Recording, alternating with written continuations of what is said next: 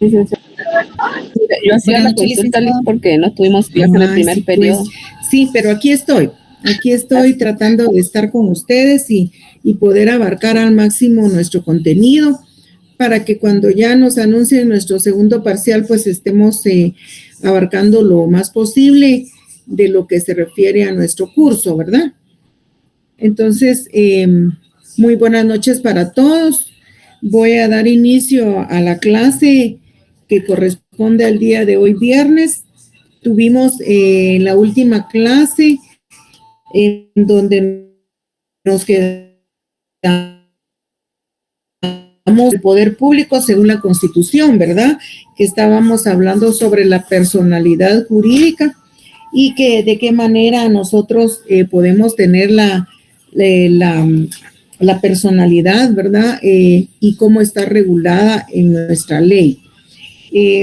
Dentro de lo último que teníamos y que lo vimos al final de la clase anterior, teníamos jóvenes que los criterios o la posición de la legislación guatemalteca, cómo nos pone, en qué sentido nos pone esta legislación en relación a la personalidad jurídica. Y que yo les decía a ustedes, para recapitular, que el derecho guatemalteco reconoce la existencia de diversos tipos de personalidad, aunque no directamente dentro del derecho administrativo, sino dentro del derecho civil. ¿Por qué?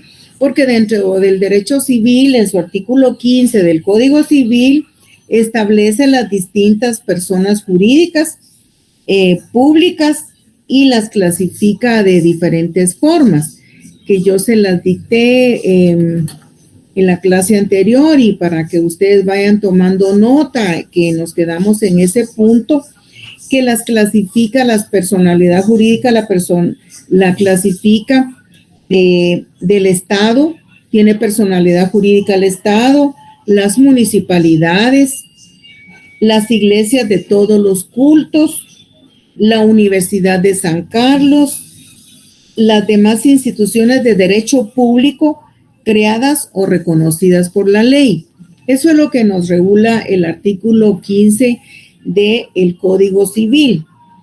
Para entrar ya en materia de lo que es la personalidad y poder abarcar, porque también les hablé en la clase anterior sobre las clases de personalidad jurídica, ¿verdad? Y que van relacionadas siempre al Estado, al municipio, las empresas estatales, municipales y las sociedades económicas. Se los dije en la clase anterior. Quisiera como recapitular, jóvenes, que para el próximo examen voy a estarles enviando a Classroom estas notas que yo estoy haciendo para darles su clase, para que ustedes ahí se vayan retroalimentando de los temas, y que al final, pues cuando tengan su examen, ustedes puedan estudiarlo de esa manera en las copias que yo les voy a mandar. Entonces, para poder continuar, vamos a tratar el día de hoy el tema de la teoría organicista en relación a la competencia administrativa, de cómo esta competencia administrativa a través de la personalidad del Estado, nosotros las vamos a poder ir clasificando. En derecho administrativo tenemos nosotros varios temas que al final nosotros vamos haciendo la relación, y yo trato la manera de ponerles ejemplos, porque yo sé que no todos tienen algún conocimiento de lo que es la administración pública, ¿verdad? Algunos pues sí trabajan en lo que es la administración pública, y entonces van encuadrando un poco el quehacer diario dentro del derecho administrativo. Y para otros, pues son temas a veces desconocidos y que cuesta agarrar el hilo y poder definir algunos conceptos cuando platicamos sobre el derecho administrativo. En este tema específico que nos ocupa, nosotros estamos en el tema de la personalidad jurídica, para que no se vayan perdiendo, vayan anotando, poniendo los títulos, que el tema del día de hoy es la personalidad del Estado y que ya definimos en dónde está regulado, las clases que hay de personalidad jurídica en relación al derecho administrativo. Entonces, el día de hoy yo quisiera que nosotros habláramos de alguna teoría, que es una teoría bien importante en relación a esta personalidad, porque la teoría organizacionista es la que nosotros tenemos dentro de...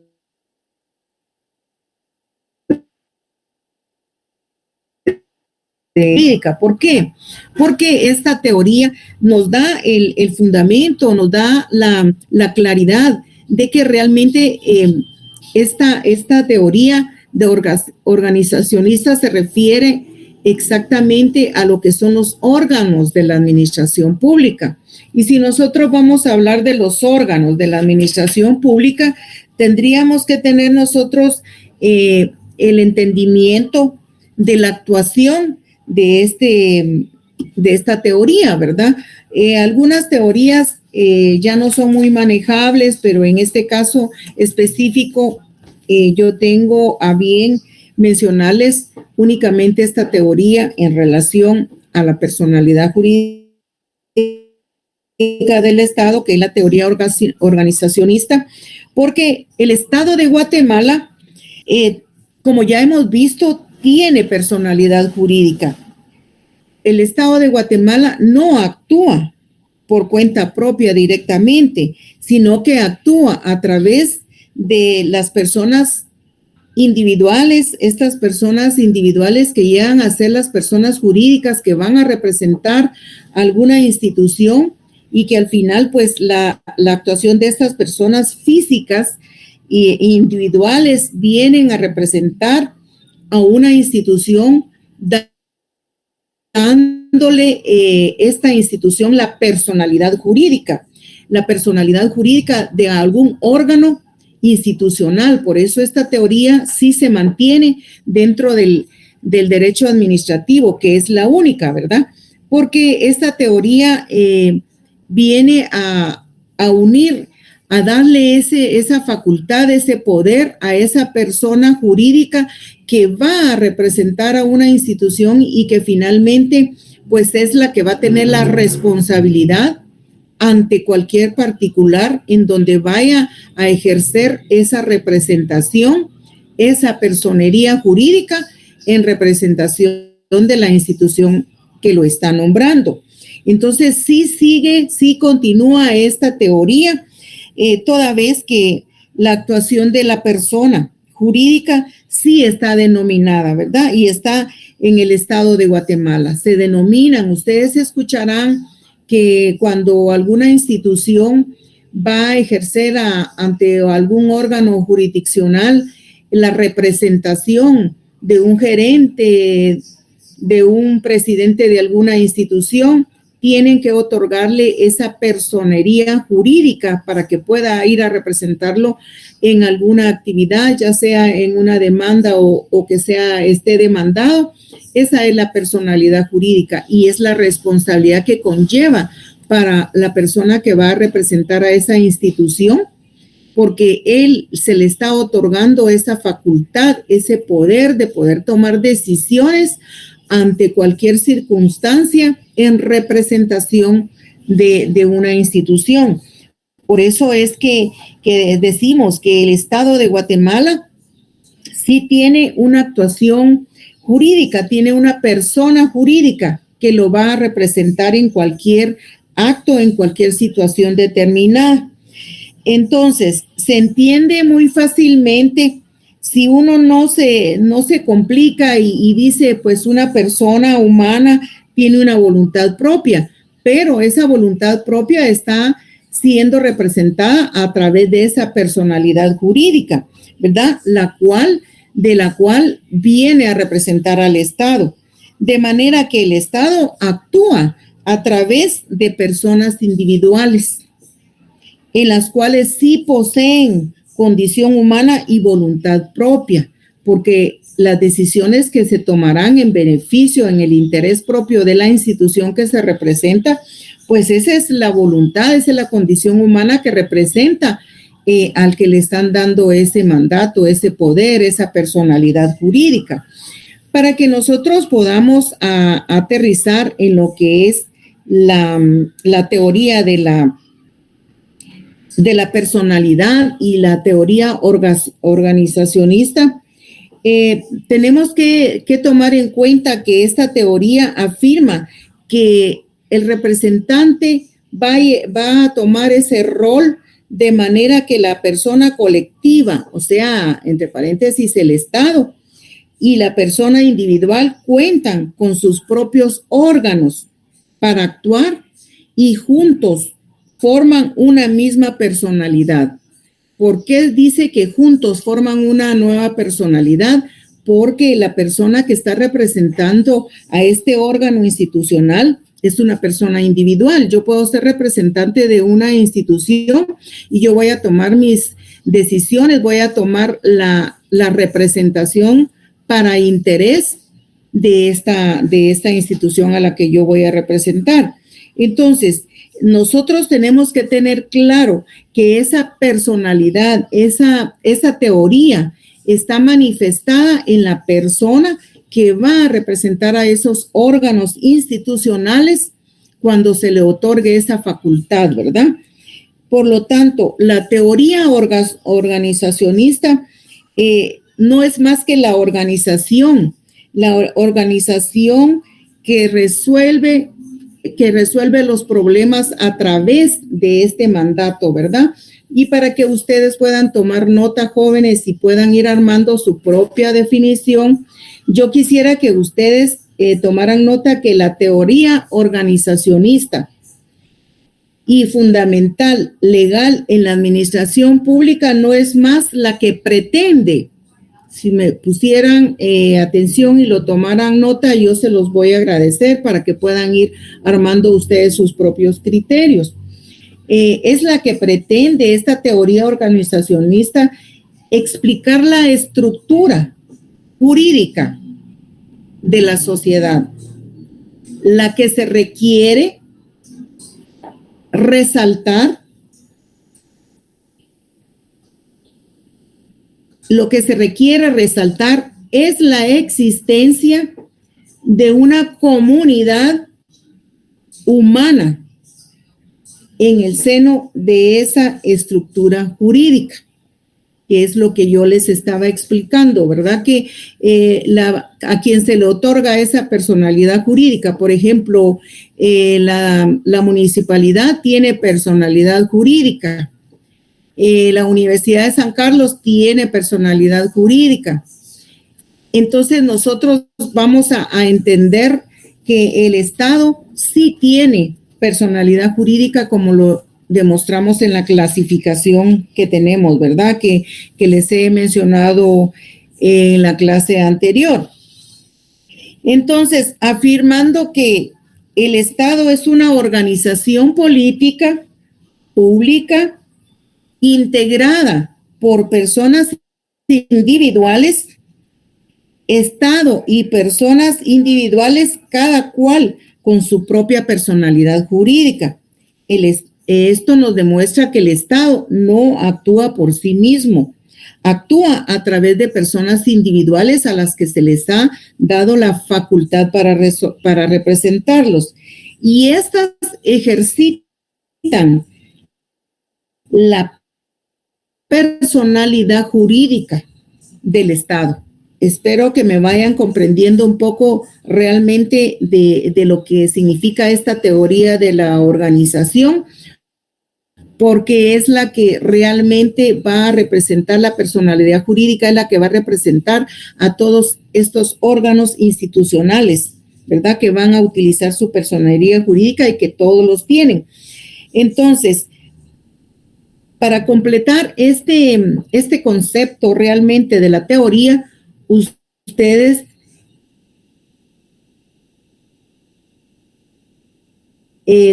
como lo vimos en las clases anteriores y que se los he estado explicando en esta manera, ¿verdad? Que es la que armoniza, es la que ordena, la que pretende explicar una estructura jurídica. todas las organizaciones tienen un fin primordial, y ese fin primordial, como hablábamos, es el bien común, y que a través de esta personalidad jurídica el Estado tiene sus diferentes personalidades jurídicas, y así como también tiene su competencia administrativa, ¿verdad? Porque tenemos que comprender que para poder ejercer esta personalidad jurídica tiene que haber una competencia jurídica, ¿verdad? Por consiguiente, la competencia administrativa actualmente es el ejercicio de autoridad y poder. Eso es una competencia, ese ejercicio y ese poder que tengamos nosotros de actuar, de ejecutar esa facultad, porque no es lo mismo la competencia con la jurisdicción, ¿verdad? Que hablamos anteriormente. Entonces, en lo que es la personalidad jurídica, también tenemos la competencia administrativa, que es donde nosotros vamos a ejercer esa autoridad y ese poder que nos van a delegar, esa función que nos van a delegar a través de la representación de la personería jurídica, y que lo vamos a hacer con responsabilidad, ¿verdad? Por lo que la persona que va a tener esta representación es una persona individual que por elección o por nombramiento toma posesión de un cargo, empleo o puesto público, ingresa al servicio público y adquiere la calidad de funcionario. En pocas palabras, este es un funcionario público, ¿verdad? Empleado o trabajador público, como lo pueden ustedes ver en el fundamento legal de un funcionario público. Entonces, al permitirnos tener este cargo, el funcionario empleado público trabajador ejercita autoridad y poder con responsabilidad. La competencia les habilita a la persona individual para que les permita ejecutar esas actividades que solo ellos pueden tener, esa competencia que ha sido delegada a través de un nombramiento, a través de una autoridad con competencia, ¿verdad? Que pueden ejercer un cargo público y que ingresan a prestar ese servicio. Entonces, nosotros tenemos que esta habilitación debe de ser de forma legal y legítima. Nadie puede acreditarse una personalidad jurídica si no es de forma legal y legítima. Legítima si la persona individual ejercita la representación inherente al cargo.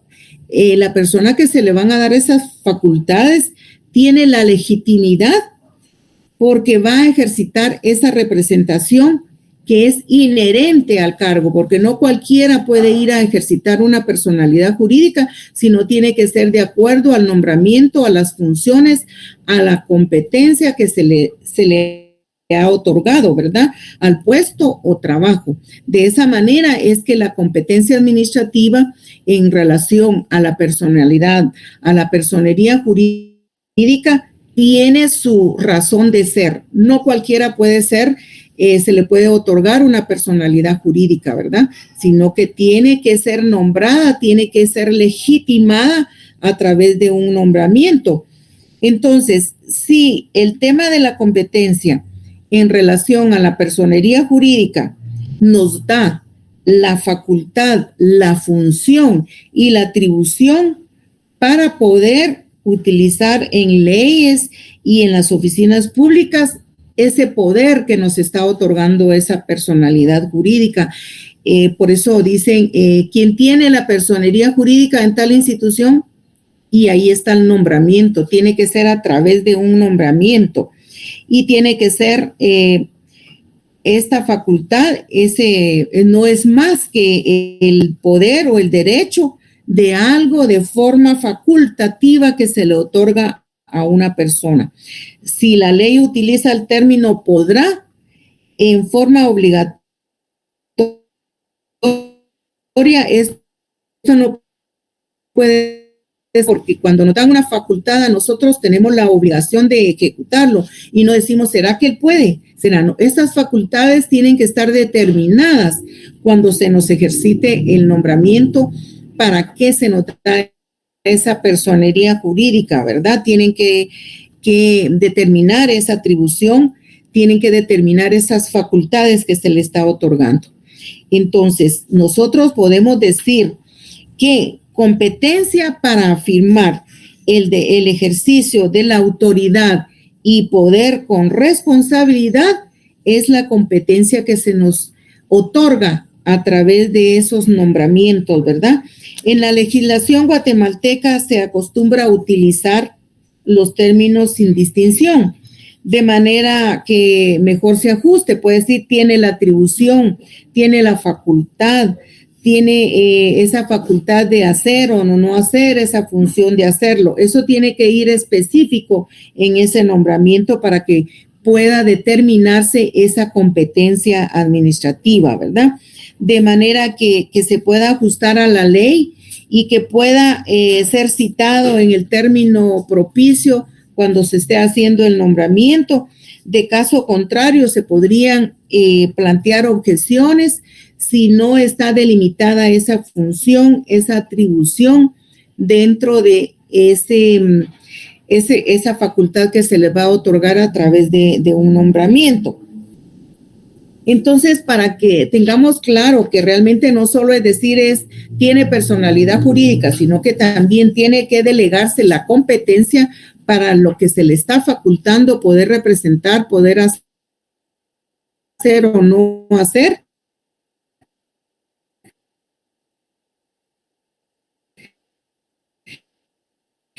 En esa personería jurídica, nosotros tenemos que tener y que nosotros actuar de acuerdo al derecho, ¿verdad? Tenemos que estar fundamentados en ley para poder actuar, porque si no es nulo, ¿verdad? Es nulo toda actuación que se pueda realizar si no está pegado a derecho. Dentro de es importante conocerlas y que por favor me le pongan un check a estas características y cuando ya tengan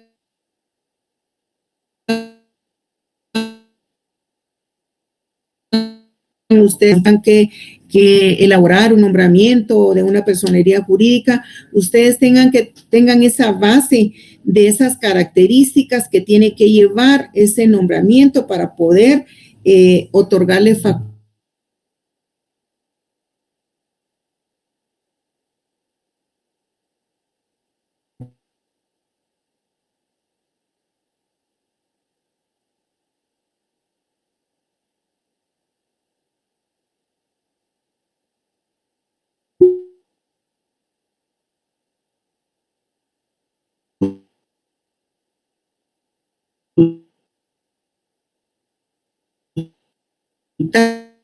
atribuciones, peculiar juntos la legitimidad, la experiencia, la referencia de lo que se le va a otorgar a esa facultad que se le va a otorgar a esta persona. Tienen que ir inmersas esas características, ¿verdad? Ya sea por la experiencia que adquiere, ¿verdad?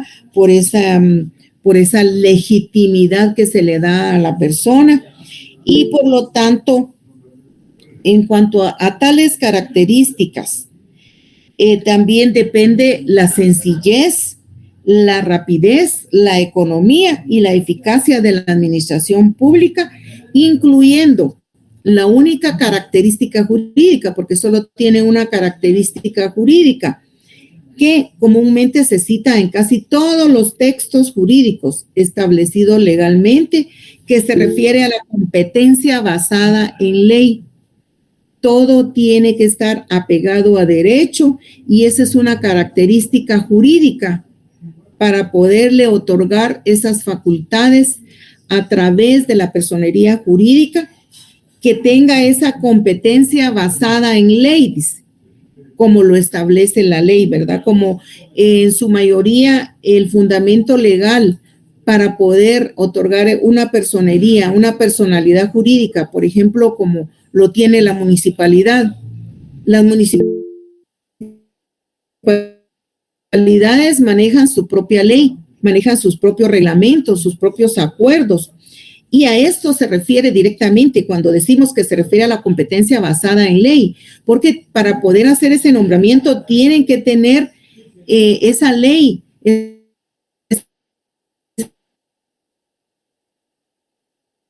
Esa ley ordinaria vayan a representar o al que ustedes vayan a promover ese nombramiento, ¿verdad? Ustedes tienen que saber que cada institución tiene su propia ley, su propio decreto, sus reglamentos, acuerdos, y que estos abarcan la Constitución Política de la República y leyes constitucionales, ¿verdad? Para poder formar parte de esa ley y ante todo el derecho general que le va a dar la forma y le va a dar esa legalidad a ese nombramiento. Por eso es de que les decía que la competencia se basa en estas clases de competencia que tenemos, ¿verdad? La competencia municipal, la competencia de la universidad, por ejemplo, que tiene sus propias leyes y que en base a ello se les va a otorgar esa personalidad jurídica. Para que ustedes estén un poco más definiciones y puedan ir entendiendo cada uno de los puntos que estamos tocando de nuestro programa. También les voy a mencionar las clases de competencias que pueden haber, las clases de competencias administrativas, ¿verdad? Porque estamos en ese tema. Que tenemos la competencia territorial, que esta se basa en la división administrativa del territorio. Tenemos la Constitución Política divide el territorio y distribuye la competencia territorial entre departamentos y municipios. Esa es la competencia territorial a la que se refiere esta clase de competencia administrativa, ¿verdad? Y que la doctrina jurídica hace una distribución amplia entre las organizaciones públicas que están ubicadas en el territorio nacional, unas y en todo el territorio. Por ejemplo, un ministerio de Estado ejerce competencia en todo el territorio nacional a través de esas oficinas centrales y locales y como por ejemplo gobernación departamental.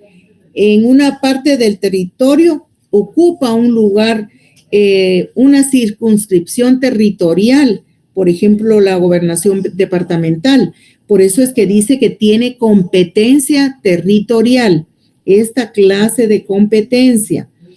Entonces, si gustan, pues anotan por lo menos las clases de competencia, lo que es como número 1, competencia territorial. Yo después les voy a mandar toda la información al respecto para que ya se pongan a leerlo. Tenemos como número 2 la competencia por jerarquía. ¿Por qué le decimos que es por jerarquía, que es funcional? Porque se basa en la jerarquía de las leyes y en la jerarquía del Ejecutivo o en la jerarquía interna de cada organización pública. Esta competencia funciona combinando ambas jerarquías. La jerarquía de las leyes integrada por la Constitución Política de la República como número 1. Los decretos del Congreso, reglamentos de los decretos y los acuerdos. Y la jerarquía del Ejecutivo, que está integrada por la Presidencia de la República, las secretarías de la Presidencia, la Vicepresidencia de la República, los ministerios de Estado y las gobernaciones departamentales.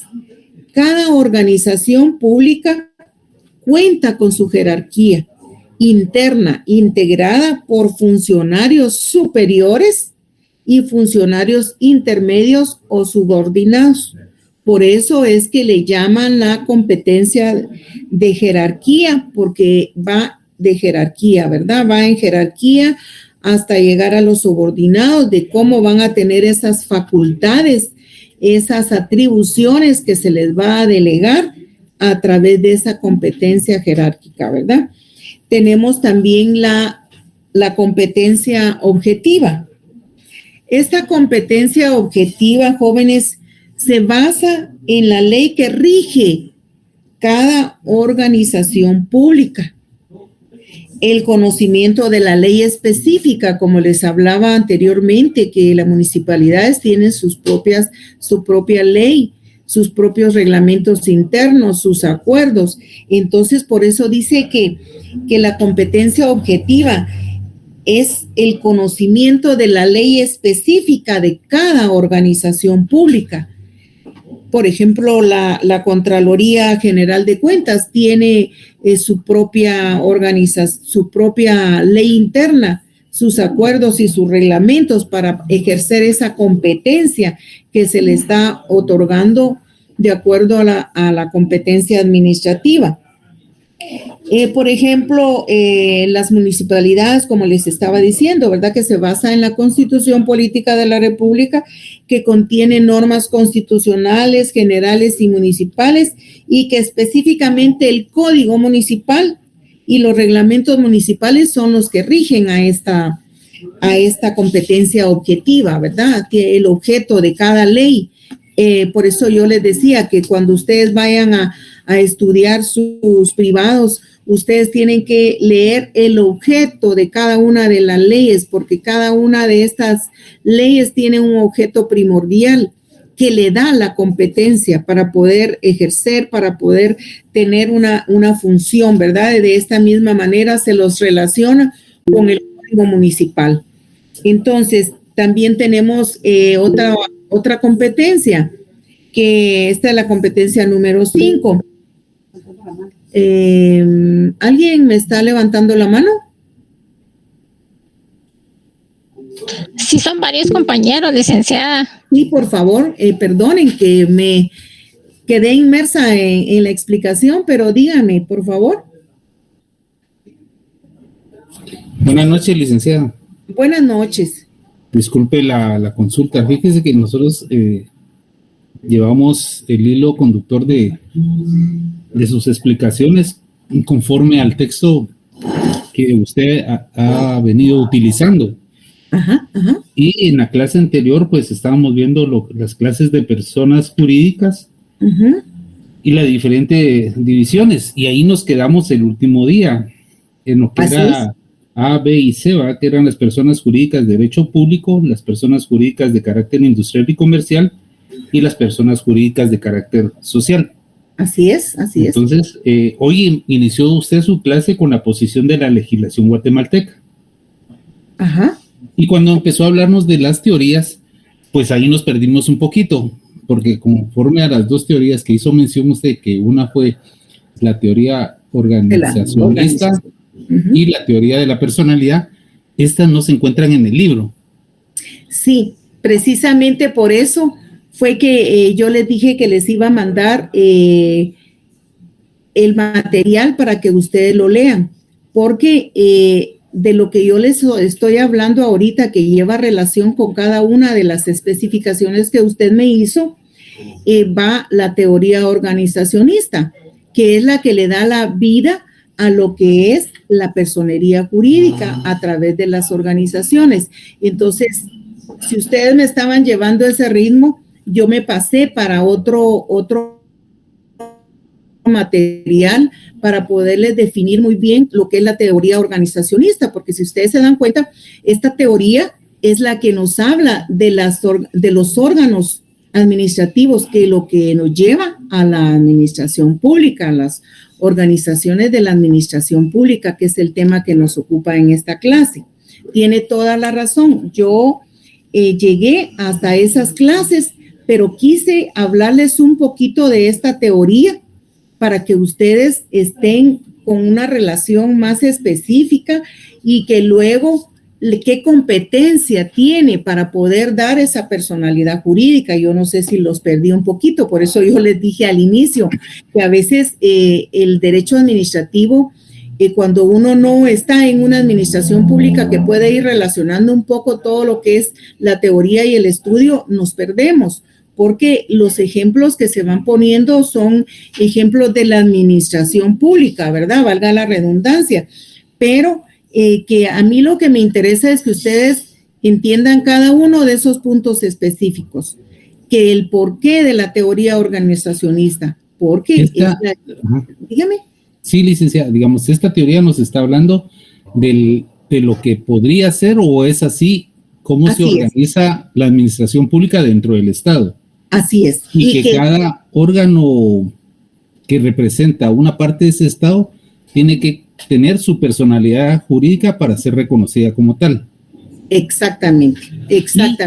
Y cada una de ellas va a estar limitada por una competencia dada por un mandato. Perfecto, así es, por un nombramiento que se les va a otorgar para poder ejercer esa función.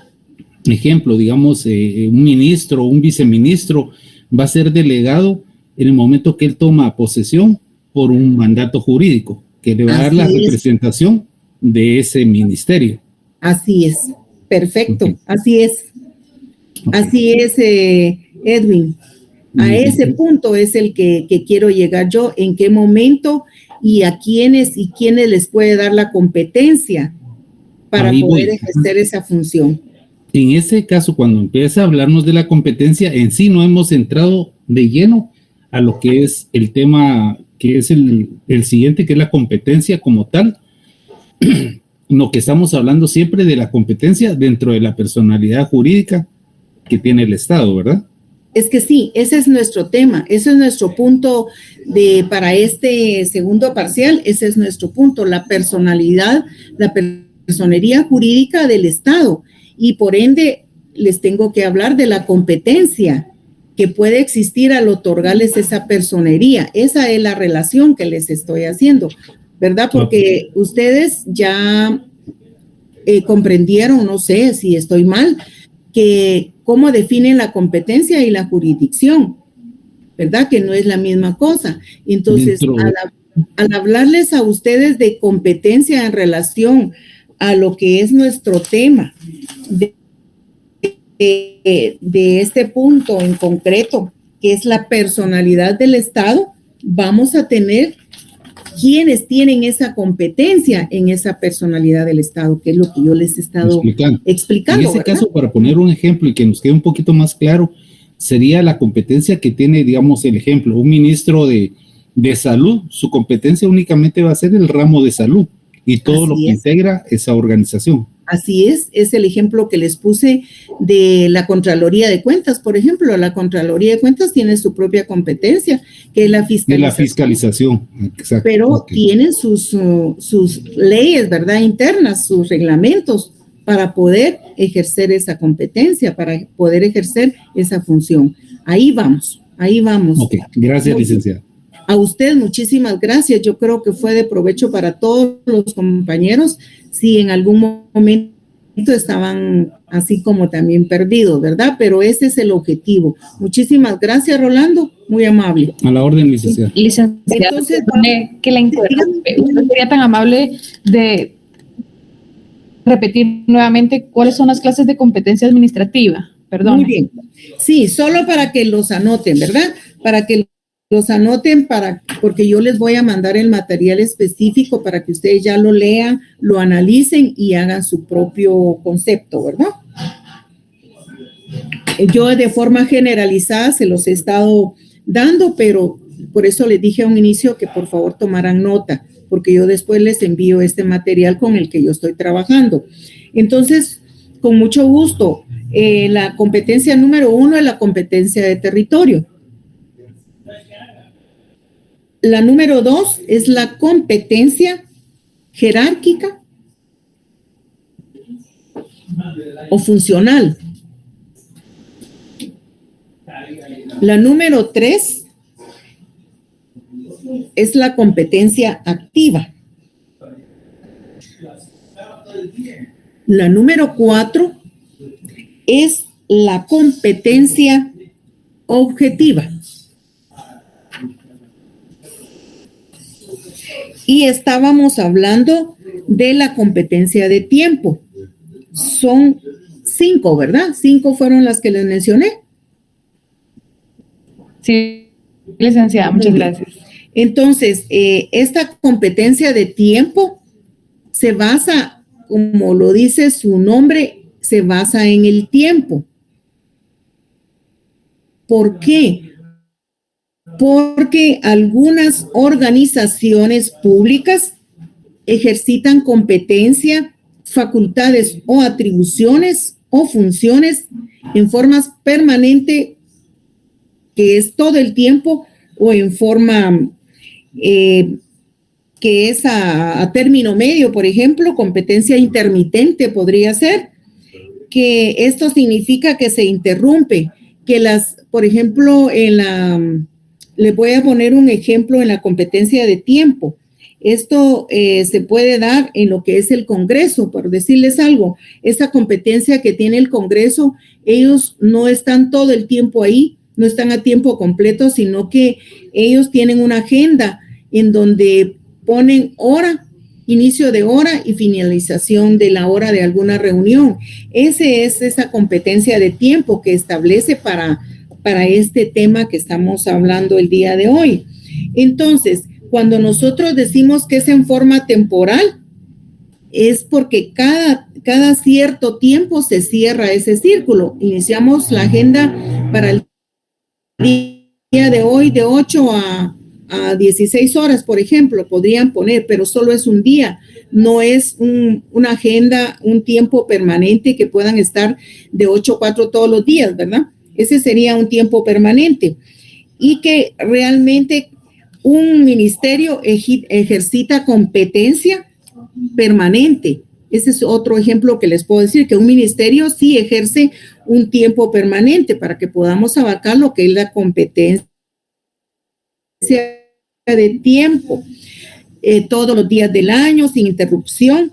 Por ejemplo, el Pleno de Diputados, la Organización Suprema del Organismo Judicial, los consejos municipales, como por ejemplo las juntas directivas de organizaciones autónomas y descentralizadas, ellos y el Consejo Superior Universitario ejercitan competencia temporal porque lo hacen por agendas durante un tiempo, ¿verdad? En que las personas que lo integran se reúnen en sesiones con tiempo, sin estar reunidos en sesiones jurídicamente podría hacerse incompetente, sino que todo tiene que estar basado en ley. Y la competencia temporal se podrá ejercitar por horas. Esa es una característica de la competencia en tiempo, que se ejerce por horas, ¿verdad? Entonces, por días, por horas o por días alternos o por días continuos, pero no tienen así los 365 días un horario específico, sino por eso es competencia intermitente. Para que nosotros podamos entender que la competencia permanente, en tiempo permanente, les voy a mencionar que esta se ejercita a partir de la fecha de toma de posesión o de investidura de cargo o del puesto según conste en el acta que se levanta para el efecto hasta la fecha en que se entrega el cargo. Esta es una competencia de tiempo completo, ¿verdad? Y que el puesto o el empleo puede finalizar por destitución, por renuncia, y que realmente puede también hacerse por fallecimiento de la persona. Ahí se termina el tiempo indefinido, el tiempo completo que se le puede otorgar a una persona dentro de un mandato, ¿verdad? Dentro de una personería. Ese es a tiempo completo o tiempo, no es a medio tiempo como lo especifiqué en los anteriores. Entonces, finaliza el ejercicio de la competencia permanente a través de estas circunstancias que les he mencionado, ¿verdad? Y sería un vicio en la entrega de cargo, empleo o puesto sin acta de entrega. Tiene que existir siempre un acta de entrega, porque si no, ahí caeríamos en un vicio en donde no queda plasmado que se entregó ese cargo, ¿verdad? Y este vicio impide contar con el documento donde constan los hechos que dan lugar a plantear reparos y deducir responsabilidades. Esa es una gran diferencia de lo que tenemos de la competencia tiempo permanente, que tiene que hacerse todo basado a derecho para que pueda finalizar un cargo, para que pueda finalizar una función, una atribución que se ha determinado. Entonces, esto nos da la pauta de que la competencia tiene varias, ¿verdad? Tiene no varias, sino que puede ejercitarse de dos formas, de forma de tiempo temporal y de forma de tiempo permanente. Dentro de lo que llevamos hasta este momento, voy a decirles únicamente para que en la próxima clase yo pueda darles una explicación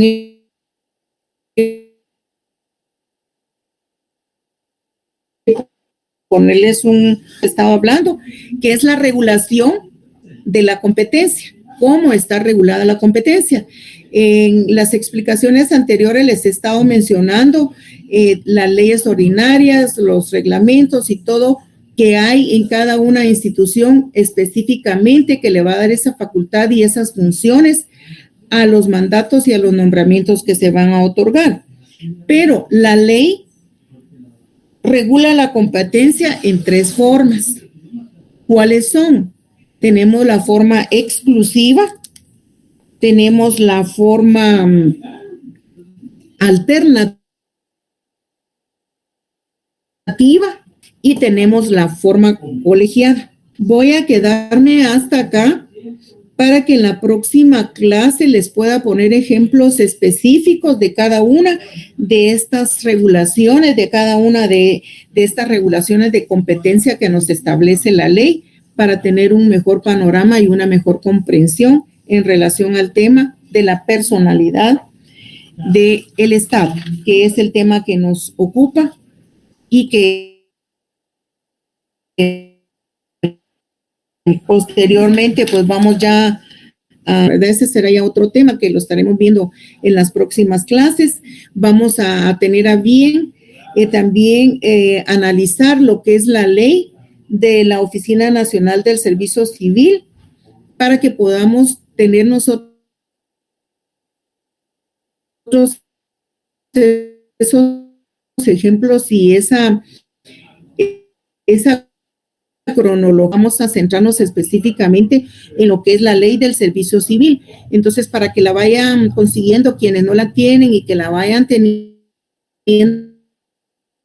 dentro de la clase, ¿verdad? Porque voy a dejarles un trabajo en donde voy a darles unos puntos para que cuando vaya al segundo parcial, pues ustedes lleven ya acumulado algo más, ¿verdad? Como les dije anteriormente, no están todos y en su mayoría pues van bien. Algunos sí estoy preocupada porque sí sé que quedaron con muy bajo, por lo menos llegar a su zona mínima, ¿verdad? Que es 31, porque de tener una nota en un primer parcial de 7, 9 puntos, pues ya me preocupa, pero si ponen todo el interés, todo el empeño para el segundo parcial, pues de repente ahí se van nivelando también y que pongan atención en el trabajo que vamos a hacer, ¿verdad? Entonces, yo los dejo hasta acá y muchísimas gracias porque el que me haya abordado el compañero, que ya no lo veo, creo que ya se salió, es muy importante, porque eso me da la pauta que están poniendo atención, que llevan una relación de lo que estamos viendo, para que para su examen al final no se pierdan y no anden preguntando y qué vimos y qué dieron y qué viene en el examen, porque aquí en la clase es donde se da la pauta para el examen. ¿Estamos ahí, jóvenes? Que pasen una feliz noche. Feliz noche, licenciada. Para el lunes, primeramente. Buenas noches.